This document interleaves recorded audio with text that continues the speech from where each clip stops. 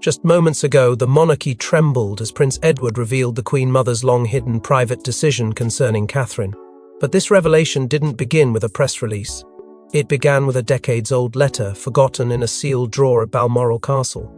A decision kept secret from the public, the palace, and even Charles himself until now.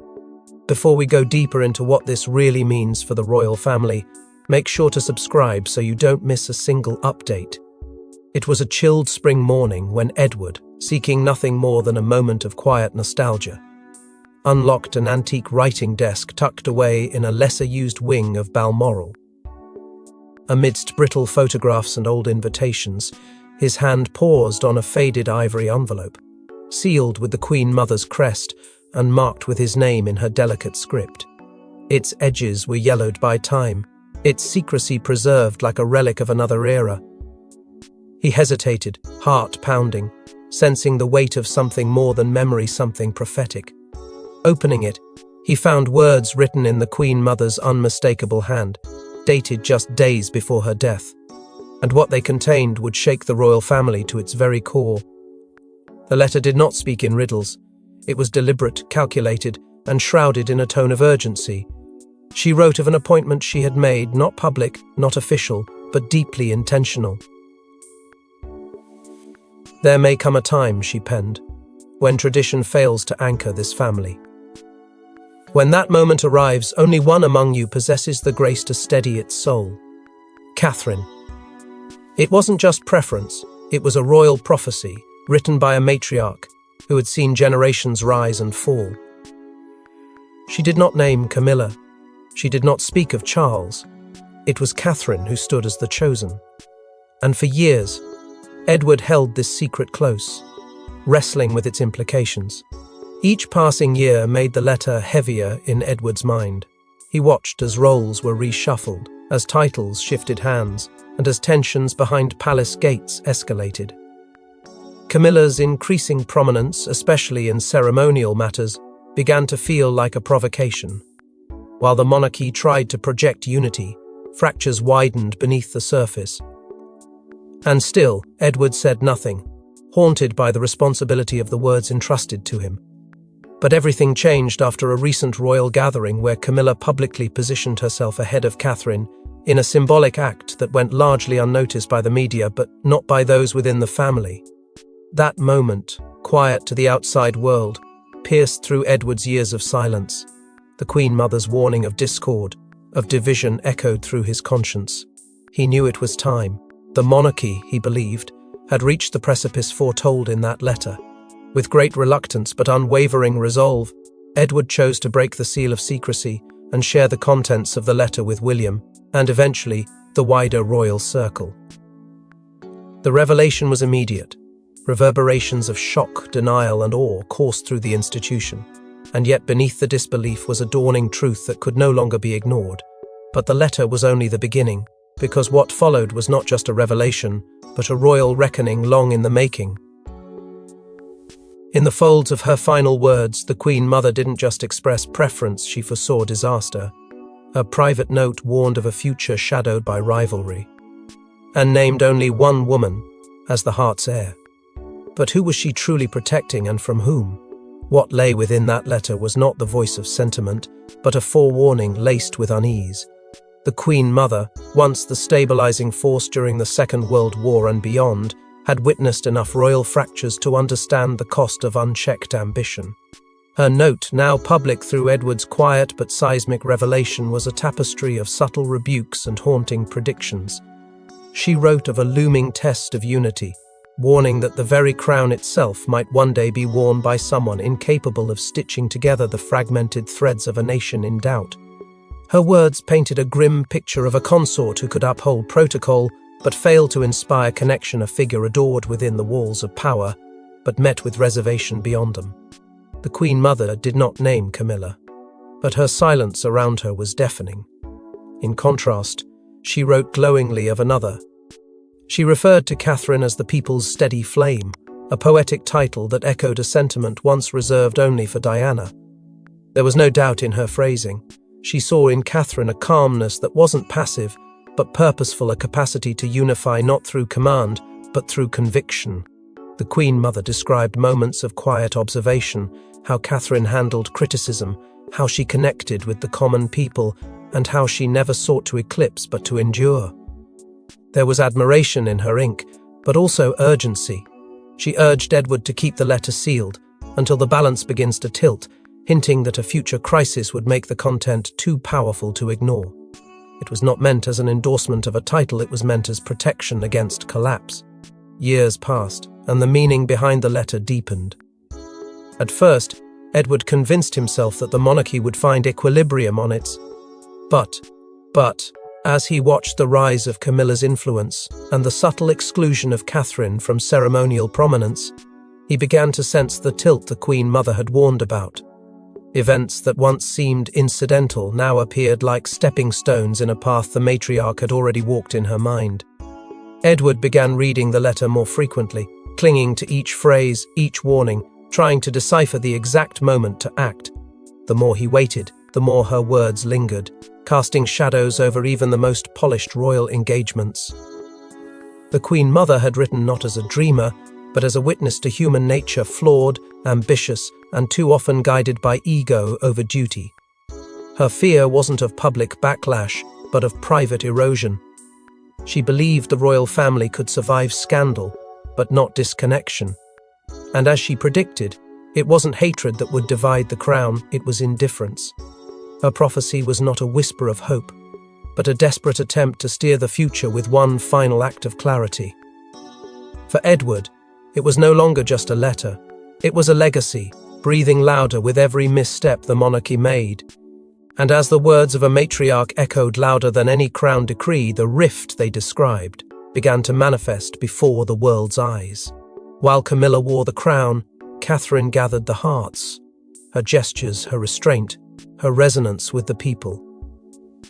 It wasn't just elegance, it was destiny quietly taking shape. And somewhere behind the palace doors, Camilla began to feel it, slipping. Public admiration for Catherine had grown quietly, almost imperceptibly at first, with each carefully managed appearance. At garden parties and diplomatic tours, her poise and subtle warmth drew attention in ways that no statement or decree could command. People saw in her not just royalty, but relatability, a blend of dignity and empathy that reminded the Nati of the grace they had once cherished in Diana. In private, staff whispered of the tension that had begun to brew, noticing that Camilla's presence no longer dominated every conversation or every photograph. Subtle gestures, like a nod withheld or a pause in speech, signaled the unease that had started to seep into the corridors of power. Camilla, who had long navigated the palace with practiced confidence, now felt an unfamiliar prickling of vulnerability, a sense that her position was not as untouchable as she had always believed. The friction extended beyond perception into concrete decisions. On one notable occasion, Catherine was denied participation in a major diplomatic event, a slight that did not go unnoticed by observers. The decision, quietly enforced, was intended to maintain Camilla's dominance, yet the move only heightened the scrutiny on the family. Within those private circles, whispers of Charles's uncertainty began to surface. He was caught between the weight of duty and the pull of affection, unsure whether to support the growing public admiration for Catherine or to reinforce Camilla's established authority. This inner conflict left senior aides anxious and uncertain, as they struggled to predict which path the king would ultimately choose, and tension began to ripple outward, affecting decisions at every level. Yet Catherine remained unwavering. She did not retaliate. She did not seek to undermine Camilla or claim prominence by force. Instead, she focused on her responsibilities, her family, and the service of the public. This refusal to engage in palace politics only amplified the contrast between her quiet dignity and the growing frustration of those around her. Every act of restraint, every measured smile, every heartfelt conversation with citizens strengthened her position in ways that no announcement or ceremony could replicate. Edward, Eve, watchful, recognized the unfolding pattern. The Queen Mother's prophecy, the careful anticipation of someone rising with grace, poised to unify hearts, was not simply materializing, it was manifesting in real time, layer by delicate layer, testing the balance of influence within the monarchy. But as one woman's presence softened the world's gaze, another's grip began to harden, until a defining confrontation forced secrets into daylight. It was supposed to be a serene winter gathering, but behind the ancestral walls of Sandringham, a searing exchange shook the royal bloodline. Catherine, calm yet unmoving; Camilla, furious, betrayed; and Edward caught between the past and a promise. What started as polite conversation in the drawing room quickly escalated into a confrontation that few could have anticipated. Camilla, her patience fraying after months of perceived slights, cornered Catherine, her voice low but edged with venom, challenging the rising influence she sensed slipping through her fingers. Catherine, poised and collected, offered no immediate defense, her restraint only fueling the intensity of Camilla's fury. The room, once filled with cordial chatter and the warmth of a family gathering, now vibrated with tension, each word exchanged like a carefully aimed arrow. Edward, sensing the brewing storm, intervened quietly but firmly, invoking the Queen Mother's letter in a way that neither woman had expected. His words carried weight, a reminder that this was no ordinary disagreement, but one steeped in legacy, foresight, and long-buried intentions. Camilla's frustration boiled over as she demanded to see the letter itself, desperate for proof, for leverage, for understanding. Edward's refusal was resolute, a deliberate act of protection, not just for Catherine but for the delicate balance of the monarchy itself. Voices rose in controlled anger, accusations exchanged. With precision. Camilla accused Catherine of orchestrating a soft coup, claiming that the Duchess had manipulated public perception and quietly shifted the balance of power without confrontation or acknowledgment. Catherine, unwavering, did not retaliate. Her silence and measured composure contrasted starkly with the storm before her. Edward's interjections, reminders that the monarchy must evolve or risk collapse into bitterness, rang through the room, highlighting the stakes of this private yet volatile battle. Every gesture, every inflection, every lingering pause magnified the tension. Courtiers whispered from nearby corridors, the echo of conflict traveling through the halls and reaching ears it was never intended for. Word of the confrontation, though contained, filtered up to Charles, leaving him visibly shaken, a rare crack in the composed exterior of a king who had long managed his family's disputes behind closed doors. What had been meant as a quiet, familial negotiation had erupted into a test of loyalty, influence, and the weight of the Queen Mother's foresight. Each member present felt the tremor of change, understanding that the dynamics within the palace were no longer subtle, they were in full motion, undeniable and irreversible. What began as a family moment behind closed doors soon exploded into something far more dangerous. A public shift the monarchy could no longer disguise. When news broke that Edward had revealed the Queen Mother's personal judgment about Catherine, the headlines weren't just explosive, they were polarizing.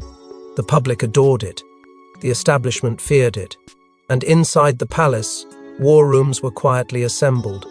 Within 48 hours, excerpts from the Queen Mother's letter had flooded newspapers, online platforms, and social media feeds. Every carefully chosen phrase, every reference to Catherine as the people's steady lame, became a lightning rod for debate. Public response was swift and intense. Admiration for Catherine surged, her image now glowing with a resonance that seemed untouchable. Camilla, by contrast, found her influence diminished in the court of public opinion, her long-held authority quietly challenged by a surge of affection and loyalty directed at someone she had once underestimated. Royal commentators clashed over interpretation. Some denounced Edward's disclosure as reckless, a dangerous breach of protocol, while others framed it as a moment of divine correction, a long overdue acknowledgement of Catherine's quiet yet commanding presence. Charles, caught between duty and diplomacy, issued a statement carefully balanced yet conspicuously tepid, failing to reassure either side. It was a declaration meant to pacify the press but only underscored the fissures within the palace. Advisors and aides scrambled behind closed doors, urging Edward to retract or clarify, warning of potential fallout that could destabilize both public perception and private alliances. Yet Edward stood firm, his voice resolute, insisting that he could not betray the Queen Mother's memory. "The truth honors her memory," he said, a line that carried both reverence and defiance, echoing through the corridors of power and into the halls of history. The atmosphere became electric, a combination of chaos and calculated tension. Media speculation intensified, with every gesture and comment from Catherine and Camilla analyzed for hidden meaning. Opinion polls and social commentary began to sway in Catherine's favor, adding weight to her rising influence. Meanwhile, inside the palace, whispers of discontent and maneuvering grew louder, as the establishment confronted a scenario it had never anticipated, a disruption not by scandal or misstep, but by a revelation of foresight, loyalty, and quiet judgment. But what Edward didn't expect was the hidden power structure he had just disrupted, one that was never meant to be seen, let alone challenged. While the world debated legacy and love, another drama was unfolding in total silence. The Privy Council, guardians of ancient stability, now feared the unleashing of a narrative they could not control. Catherine was no longer a duchess. She was becoming a myth. Behind closed doors, internal memos circulated like whispers in a shadowed hallway, each one revealing mounting concern over Catherine's growing influence. Discussions centered on limiting her future ceremonial powers, containing the very presence that had begun to redefine public perception of the monarchy. Some senior figures quietly proposed elevating Camilla's visibility once more, a strategic counterbalance designed to reassert the old order. Another faction suggested diverting attention toward new charitable initiatives, hoping to redirect the public gaze and neutralize Catherine's ascendancy without direct confrontation. Yet Catherine, ever composed, refused to engage in the calculated battles of perception. She did not insert herself into the fray, did not seek headlines or accolades, and did not waver in her commitment to family and duty. Her restraint, paradoxically, only amplified her presence. Every act of measured discretion, every understated public gesture, cast her in sharper contrast against the anxious maneuvers of those attempting to contain her rise. Edward watched these developments with growing unease, understanding that the Queen Mother's words were coming to life in ways that few could have predicted. As he did, he began to receive threatening letters, warnings designed to intimidate and discredit him for revealing the contents of the long-hidden letter. Anonymous missives hinted at reputational sabotage, suggesting that even those loyal to tradition could act decisively to undermine the fragile balance Edward had now brought into the open. The Privy Council's unease intensified with every passing day, a silent storm brewing behind the stately facades of the palace. Advisors debated strategies, yet each plan felt increasingly inadequate in the face of a figure whose influence transcended protocol and precedent. Catherine's refusal to play by the rules, the very refusal that enraged the old guard, only strengthened her image in the public eye. It became clear that the monarchy was no longer simply an institution of hierarchy and tradition. It had become a theatre where legacy, loyalty, and perception collided. Edward understood that the stakes were higher than ever. The decisions made in these unseen chambers would echo far beyond the walls of governance, shaping the future of a royal lineage under scrutiny. But as the old guard scrambled for containment, the younger generation had already begun choosing sides, and it wasn't the side they expected. Caught between wife and stepmother, between tradition and love, Prince William stood at a crossroads. Every word, every glance carried weight. And when Edward handed him the original letter, it was no longer just a message, it was a mandate. In the quiet of a private room, away from the prying eyes of palace staff and the hum of distant cameras, Edward placed the sealed letter in William's hands. The paper felt heavier than its weight, each crease and faded ink line carrying decades of expectation, foresight, and unspoken authority. William broke the seal with careful fingers, unfolding a document that had been intended to shape the future without interference, and immediately the gravity of its contents struck him. He read it once, then again, absorbing not just the words, but the intent behind every phrase, every carefully chosen term. Was clarity here, a vision from a matriarch who had anticipated the challenges of legacy, conflict, and succession with uncanny foresight. Memories of the Queen Mother's subtle interactions with Catherine flooded William's mind, the quiet encouragements at garden events, the approving glances when Catherine navigated a delicate diplomatic moment, the gentle nudges toward independence and discretion. Each recollection reinforced the precision of the letter's purpose. It was not merely a message, it was a blueprint for influence, for sustaining dignity within the turbulence of royalty. William felt the weight of responsibility pressing down, the urgency to act without igniting discord, the need to honor both tradition and the counsel laid before him decades earlier. Frustration simmered within him, directed at the indecisiveness he had long witnessed from Charles and the subtle manipulations of the palace machinery. Every delay, every miscalculation had left Catherine vulnerable to the very politics Edward had warned could destabilize the monarchy. The tension escalated further during a private dinner with Charles, where unspoken grievances clashed with silent expectation. William's voice, measured but firm, conveyed both loyalty and impatience, articulating concerns that had long been held behind closed doors, exposing the strain between father and son, between legacy and conscience. In the days that followed, William began to act. His gestures, though understated, carried unmistakable weight. Subtle nods in public appearances, supportive remarks during interviews, and deliberate positioning beside Catherine sent a clear message. He recognized her significance, her capability, and the necessity of her role. Each act was a quiet assertion, a careful calibration of influence that respected the institution yet advanced the vision outlined by the Queen Mother. Those who watched closely could sense a shift, a slow but deliberate alignment that would have consequences both immediate and far-reaching. But as William stepped forward, Catherine found herself pulled into the final act of the Queen Mother's long-orchestrated plan, one that was now impossible to deny. In a twist no one could have scripted, the Queen Mother's private vision became royal reality. In a solemn gathering at Windsor, King Charles delivered a message never intended for the cameras, but one that would change Catherine's path forever.